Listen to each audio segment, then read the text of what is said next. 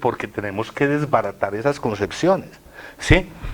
Y entonces, lo otro es el museo como conservador de colecciones. La idea de los museos nacionales. Con esa idea surgieron todos los museos nacionales. Herencia del Louvre, unos espacios donde se iba a guardar la historia de ese país. La pregunta es, ¿cuál es la historia que guardan? ¿Cuál es la narrativa que conservan? La de los triunfadores. Yo, pues, para poner un ejemplo aquí caserito, si hubieran ganado los españoles, ¿de qué se conformarían las colecciones del Museo Nacional de Colombia? Si hubieran ganado los portugueses o los gringos en Haití, ¿de qué serían las colecciones? Si los burros tuvieran dioses, ¿cómo serían los dioses de los burros? Con orejas y 4 patas, ¿cierto? No un viejito canoso sabio de barbas, como lo tenemos nosotros. Entonces eso hay que pensarlo. ¿Qué arte, qué museo, qué instituciones, qué espacios requerimos para las manifestaciones culturales de esa diversidad cultural por la que estamos queriendo trabajar y renovar? Eso implica que nos repensemos. La tarea de repensarnos es tarea y es reto, Repensar la misión, la visión y la planeación de una institución de cara pues a esas nuevas realidades locales y globales. Hay que definir, y eso es lo que hace la misión, el qué de la organización. Es que a veces ni siquiera en la estructura funcional habitual logramos definir el qué. Logramos definir el qué, los principios rectores, los objetivos diferenciales de esa institución en un mundo de competencia frente a otros, en un mundo de oportunidades y de competencias, ni siquiera lo logramos precisar. Es ese que se diluye, y ese que se queda muchísimas veces como una consigna de la administración y la dirección de la institución cultural museo, que no baja al resto del personal que no conoce ni siquiera la comunicación. Y plantear la misión de una institución implica tener una visión. Pero aquí quiero hacer una diferencia. En términos de planeación estratégica, cuando hablamos de visión, hablamos de meta a lograr. No, aquí hablo de visión en sentido general. Saber ubicarnos en un contexto, tener una visión global que mire el pasado, de dónde venimos, de dónde viene esa institución, por qué se crea un museo, por qué se crea una institución cultural de esa naturaleza, qué estaba buscando resolver, cómo en el presente habla. Entender el contexto de oportunidades y de competencias del presente, de los riesgos que hay, de esas cosas. Entender el presente de lo social, de cómo nos inscribimos, cómo ese proyecto se va a inscribir en una sociedad determinada, en un momento determinado, qué condiciones o líneas políticas traspasan ese proyecto, ese momento, cuáles son las condiciones culturales que hay ahí, y también tener una visión de futuro, ¿para dónde vamos? Eso es muy importante, ¿para dónde vamos? En cara del ámbito social, no el económico solamente, sino en función de esas 3 dimensiones, ambiental, social y económica. Plantear la misión significa definir el qué hacer, pero como parte de unos esfuerzos por reconstruir o construir el tejido social. Ese es el sentido verdadero, digamos, dentro de la carácter ambiental, de sostenibilidad social, es plantear la misión, no de la institución. Esta institución se dedica a hacer zapatos. No, en función de resolver necesidades sociales, como lo hace Nike. Voy a hacer zapatos para el mundo del atletismo, el desarrollo del atletismo mundial. Pienso inmediatamente en cómo me relaciono con lo social. Y en ese sentido, en función de unos principios y de unos valores, que a veces en las instituciones, esos principios y valores son el relleno. Lo ponen por la elegancia de la definición y de cuando son los principios rectores que van a ayudar a dirimir conflictos, a precisar los vínculos con la sociedad, a hablar de la pertinencia, de la solidaridad, de la equidad, de la calidad de lo que yo hago. y es como lo que se lee como si fuera esa repetición mecánica de yo creo en Dios Padre todo, pero no pienso en lo que estoy diciendo ahí, que es toda la fundamentación teológica de la concepción cristiana del mundo. Eso es muy importante y sobre todo poderlos mirar encardinados con los principios constitucionales, porque es que es dentro de esa construcción de sociedad donde nosotros tenemos que hacer el trabajo. Y en ese sentido, pues hay que saber pues todos esos proyectos, esas posibilidades que tienen que ver con vida, salud, educación, diversidad cultural, respeto a la diferencia, tolerancia, libre desarrollo de la personalidad, etcétera, libertad de expresión.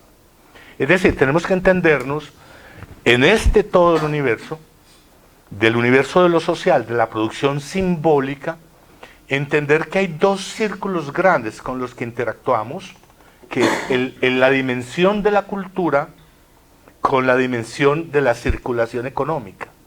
Hay que desglosarlos, hay que saber qué es eso. Y nosotros como instituciones culturales estamos como en un centro entre el patrimonio y la producción cultural, el consumo cultural y el turismo, pero en ese cruce, en esa intersección de esas esferas, es donde se genera la promoción y circulación de saberes y valores y donde se produce la apropiación social o del patrimonio o de las nuevas formas de cultura. Hay que entendernos dentro de ese contexto de la vida de la sociedad.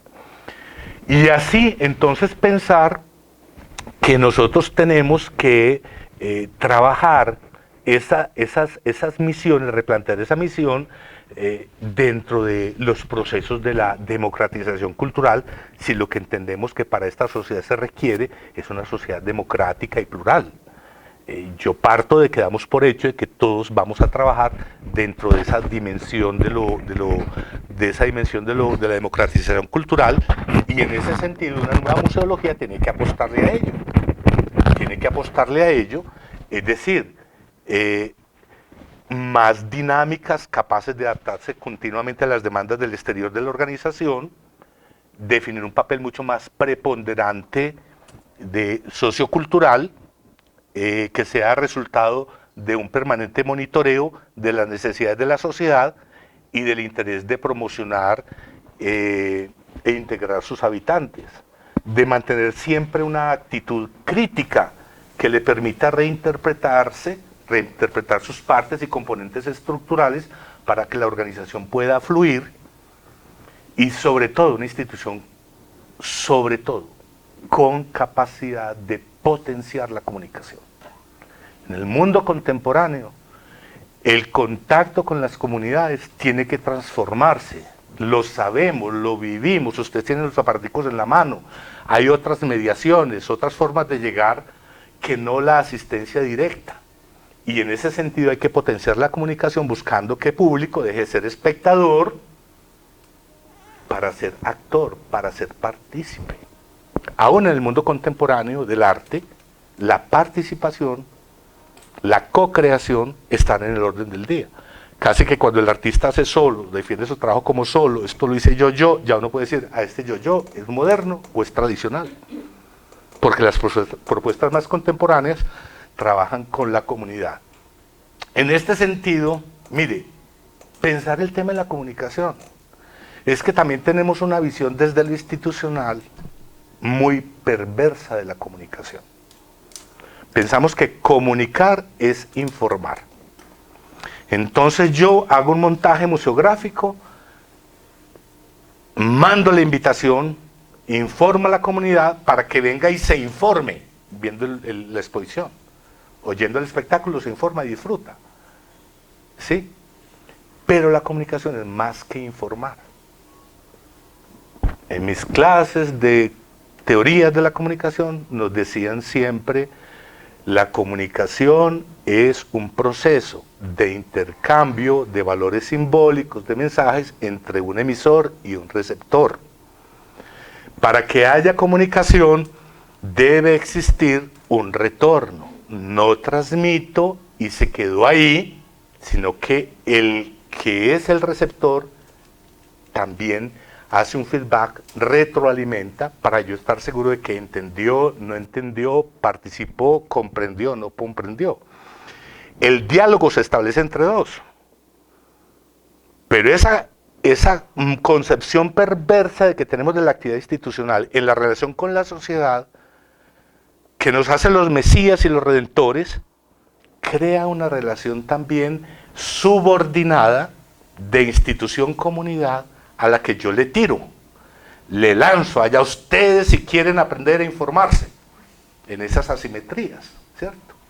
No, hay que invertir y hay que establecer el diálogo. No solamente informar, sino comunicar, medir impactos, estudiar públicos, ver la manera de conseguir que esa información se devuelva para que eso ayude a la sostenibilidad. El proyecto institucional se sostiene en gran medida por ese diálogo, esa reciprocidad entre los dos. O sea que aquí hay que plantearlo en términos bidireccional u horizontal en esa relación con la comunidad y las instituciones culturales y los museos. Así son retos entonces, por ejemplo en el caso de los museos. Hay que cambiar la orientación museológica. Hay que pasar de conservadores a una concepción de una institución dinamizadora de la cultura. Hay que trastocar la misión y el papel social de conservador de los patrimonios, llevarlo un poco más allá. Por ejemplo, transformar su función musealizadora y patrimonializadora de validación de la cultura por una institución que reconoce otras manifestaciones, que trabaja con otros saberes, que se relaciona con la comunidad por otras vías más horizontales, que genera valor así sea valor interpretativo en los proyectos curatoriales y museográficos que plantea. Hay que combatir pues esa sacralización, esa mistificación y de alguna manera intentar ser un poco más paganos, pues mientras la institución lo permita. Hay que combatir también la idea de que las instituciones culturales y los museos son centros de consumo. Nuestro público son consumidores, nuestros públicos son clientes. No, son sociedad, son ciudadanos. En ese sentido, García Canclini nos hacía una advertencia y nos llamaba y nos decía, ¿qué estamos haciendo? ¿Creando consumidores o creando ciudadanos? Y en términos de establecimiento de ciudadanías, de construcción de ciudadanías, las IC y los museos tenemos una tarea insoslayable, una tarea que debemos enfrentar, que no podemos esquivar y tenemos que mirarla de frente y encararla, porque eso va a ser parte justamente de nuestra sostenibilidad en la medida en que estamos dentro de un proyecto social, construyendo un proyecto social. Es decir, en comunicación directa con las audiencias. Eso obliga, por ejemplo, a que el museo repiense cosas, muchachos, cosas. Mire, la estética dominante de los museos en Colombia, porque los he visto, yo fui presidente de la red de museos, trabajé con el museo en la red de museos de Colombia, estuve visitando muchos museos en todo el país. Todavía la estética que manejan los museos colombianos es clásica. Es clásica. Alguna se aproxima a la idea de cubo blanco, que es moderna. ¿Y contemporáneo quién? ¿Cómo? ¿Dónde? Ahí vemos entonces la necesidad de plantearnos otras posibilidades, una nueva museología que combate ese museo, esa estética clásica, esa museología clásica. También combatir esa idea de el positivismo. Yo soy museo que maneja el conocimiento, que investiga, que estudia racionalmente las colecciones. ¿Por qué no abrir paso a la diversidad cultural, a la hermenéutica, a la interpretación de otras posibilidades? ¿Sí? Es decir, pasar de la información a la formación, de la cultura de espectáculo de consumo a la formación de ciudadanos, y algo que a veces no pensamos, cambiar la estética de la contemplación por una estética vivencial de la experiencia. Es que la estética clásica es predominantemente óptica. Yo contemplo, yo me maravillo a través de lo visual. Y donde está el gusto, el tacto, el olfato, los ambientes. La gente no va a las discotecas, hay que pensarnos en esa clase, o sea, en esa dimensión. Hay que trascender pues esa visión para poder ir añadiéndole valor, buscar apoyo de la comunidad, es decir, tener una oferta de comunicación mucho más amplia Y por eso tenemos que repensar mucho la misión de lo que estamos haciendo. Definir muy claramente el qué, pero ese qué tiene que involucrar la comunidad y los valores que se están construyendo. Los valores. Mire, yo en la experiencia que he tenido, a veces que he ido a clases y doy charlas de planeación, la gente dice, no, porque no es una misión que sea como el lema de... Mire, eso no funciona. Suena muy bonito y muy poético, pero eso no funciona. Si usted trabaja con un grupo, con un equipo, lo mejor es estar permanentemente recordando cuál es nuestro quehacer, los valores de ese quehacer y la finalidad de ese quehacer. Y si la misión recoge claramente eso, y usted lo está repitiendo, y construyendo un plan de desarrollo a partir de esos criterios, de esos principios, de una misión clara, usted se puede trazar una meta, puede trazar una misión, una meta determinada a corto, mediano o largo plazo, y orienta de acuerdo con esa misión a esa meta toda una serie de objetivos, de estrategias, de planes, programas, proyectos que va monitoreando permanentemente, para que logre los resultados que usted quiere conseguir. Estas son cosas que son como de repaso de lo que ustedes han visto, me imagino, en sus cursos. Hay que tener mucha claridad en los objetivos estratégicos, y tratar de pensar esos objetivos también de una manera muy realista. A mí me gusta lo que he leído de administración, este esquema para la fijación de objetivos, que es el modelo pues, SMART, que es la misma palabra, es inteligente. Es de específico, M de medible, A de alcanzable, R de retador, T de tiempo, que sea medible. A mí me ha gustado mucho cuando he dado clases o cursos de planeación, trabajar con este modelo porque me parece que ayuda a concretar los objetivos y no se queda como intenciones, ideales, proyectos inalcanzables, poco factibles de realizar y a veces carentes de pertinencia porque no se logran realizar en tiempos determinados.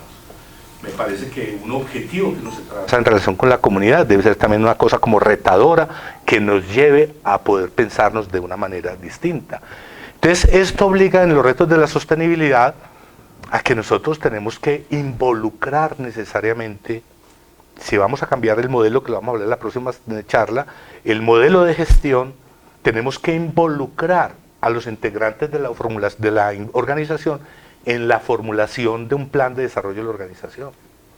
Y esa formulación de un plan de desarrollo puede ser tan amplio que sea un plan de desarrollo a 10 años, 5, 8 años, o uno puede hacer un plan operativo anual, un POA de un año, puede programar todas las actividades y la misión para hacer en un año, o trazarse metas.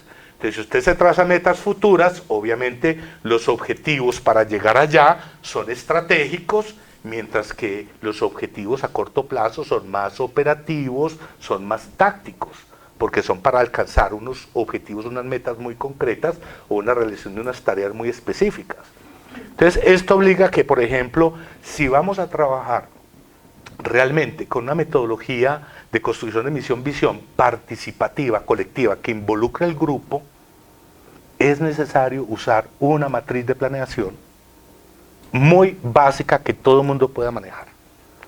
Porque es que está la tentación desde los modelos funcionalistas de que necesito presentarle a la junta directiva, no sé qué, al organismo, mañana el plan de desarrollo. Entonces yo contrato a un experto en planeación que viene y en 2 días, en un mes, una semana me monta un plan.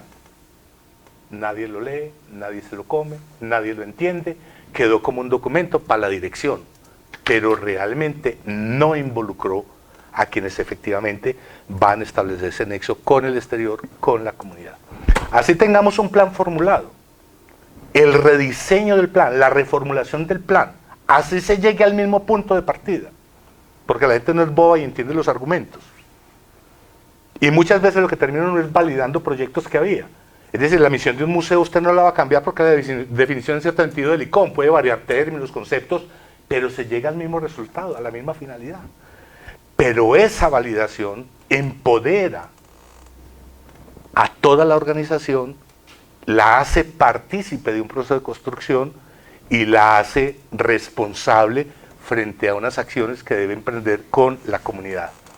Eso implica también un proceso de formación y de capacitación, que los involucra a ellos, en que uno también tiene que enseñarles a distinguir a la persona, hasta la señora que atiende los tintos, qué es un proyecto, qué es una acción, una actividad, en qué se distingue un proyecto de un programa, en qué se distingue un programa de un plan. Eso todo ayuda a formar en términos organizativos, pero también se necesitará formación política del director, formación financiera del equipo, formación en estrategias de intervención y de animación sociocultural, es decir, formación para oficios específicos, la planta de cargos, pues que el curador está formando, estudiando, capacitando, asistiendo a seminarios, exponiendo, manteniéndose actualizado permanentemente. Todo eso implica, son los retos para la sostenibilidad que se ven dentro de la manera como se concibe la misión, la visión, los principios y los objetivos de la organización. Les quería mostrar una pequeña matriz, pero yo creo que eso ya queda muy claro y ustedes ya lo deben haber trabajado desde otros frentes. ¿Okay? Por ejemplo, una matriz bien sencilla podría ser nosotros la que llegamos a usar en el museo y la construimos entre todos. Hay varias líneas, entonces cogimos por un lado lo que era lo misional y por otro lado lo que era lo operacional o habilitador. Entonces, de eso hablamos en la próxima charla. Entonces tenemos una primera línea que era la de gestión de colecciones. Todo museo tiene colecciones y tiene que gestionarlas. Entonces ahí hay un programa de enriquecimiento de colecciones, se dice quién es el responsable, qué meta se traza a un año determinado, qué acciones debe realizar para lograrlo. Se traza una meta al 2016 y uno puede extender esa matriz de Excel hasta la meta final para ver cómo todas las acciones conducen al logro de ese objetivo. Inclusive al final hay un cuadrito para totalizar las acciones y derivar de ahí un informe ejecutivo rápido. El programa de gestión y divulgación de la divulgación y la comunicación. El programa actividad editorial, radial, de promoción de actividades, los boletines culturales, la actuación de portafolio, diseño de material gráfico, todo lo que se hacía en esos departamentos. La otra línea que es la de estudio, investigación, creación, innovación y aplicación, lo que usted quiere, esa línea estratégica, se plantean todas las actividades y se van registrando, cada responsable o área va vertiendo la información, descompone el cuadro, lo va multiplicando, pero todo el mundo lo maneja. Y todo el mundo, cuando hay las reuniones trimestrales o semestrales de seguimiento, todo el mundo va reportando sus metas, inclusive el cuadro, digamos, meta 2020. Entonces uno puede decir, primer trimestre, segundo trimestre, crear las casillas para ver qué tanto ha avanzado, o un porcentaje, un indicador que nos diga qué tanto ha avanzado en la tarea de la meta que yo me propuse realizar este año. Y ese monitoreo permanente en la planeación ayuda a que todo el equipo esté coordinado, a que todo el equipo esté en función del logro de la misión y en desarrollo de los objetivos institucionales. Está la línea 4, por ejemplo, que es la de educación y formación de públicos, la línea de formación de públicos, pero son matrices que nosotros fuimos construyendo con el grupo, que uno la puede a partir de ahí empezar a crecer, organizar, llenarla de contenido. La línea de gestión institucional, que es la actualización normativa, la tienda del museo, la transformación, la planta de cargos. Dice, ahorita les voy a mostrar la otra presentación, la otra charla, todo lo que hace parte de esa estructura organizativa. Y la línea 6, la de gestión de relaciones, que muchas veces quedan arbitrio del director, pero no involucran a todo el equipo organizativo. Y la línea de gestión intra, extra, en este caso era el museo universitario, pero las relaciones externas con el museo, con otros museos, con departamento, con municipio, con nación, siempre estaban registradas, siempre había acompañamiento de qué procesos, qué programas estaban en curso, y eso nos permitía siempre estar mapeando y tener un horizonte muy claro de en dónde estamos, para dónde vamos y cómo vamos cumpliendo esas líneas estratégicas. Bien, espero que antes de los 8 minutos que me señalaron por allá. Listo. Preguntas, comentarios. Pues en cuanto al ámbito de la sostenibilidad, yo creo que también se ha visto como últimamente todo el mundo está como concientizando más del concepto y hay que tener estrategias como la Agenda 2030, que me empieza a plantear uno unos objetivos muy específicos que realmente se pueden convertir fácilmente en una matriz, que son muy tangibles. Es unos indicadores ya muy precisos, exacto, sí. A partir de eso siento que pueden servirnos, porque abarcan, hay muchos que están enfocados hacia la arquitectura, hacia la construcción, hacia la parte ambiental y espacial del lugar, del territorio, como de gestión de territorio, pero también hay muchos que están enfocados hacia la parte social, hacia la parte cultural, que podría ser como una de las estrategias que podríamos revisar o implementar si es del caso. Y de eso se trata, digamos, desde los museos y desde las instituciones culturales, obviamente tenemos unas misiones. En la del museo es muy clara y prácticamente la perfila la definición ICOM. Vamos a ver cómo queda la nueva definición, pero hasta ahora la que tenemos nos da un perfil claro de qué es un museo, cuáles son sus aspectos misionales y cuáles son sus finalidades. Y esas finalidades, como la educativa, se vuelve en una línea estratégica, que termina siendo desde una mirada de sostenibilidad o un pilar o un subpilar de esa estructura, ¿cierto? La podíamos mirar desde ahí. Pero yo creo que lo más importante, de verdad, todo lo demás, uno lo puede, lo financiero hay que buscarlo, pero si usted no tiene visión y no tiene claridad de la misión, la institución empieza a rodar sobre su propio eje en una inercia que a veces no se sabe para dónde va. Y esta, digamos, lo que acabamos de denunciar, ustedes saben que esa es la plataforma estratégica directiva de una institución, de una organización, tener claridad de su misión, de su visión, de los objetivos de las estrategias, de sus principios. Esa es la plataforma direccional de una organización. Si no tenemos claro, lo otro corre el riesgo de convertirse en esas instituciones que existen hoy en día, que son inerciales, son como una rueda que gira sobre su propio eje y no va a ningún lado. Se sostienen por la virtualidad, por las rutinas de los funcionarios. Y uno no la ve solamente, vea, uno la ve hasta en instituciones como universidades grandes.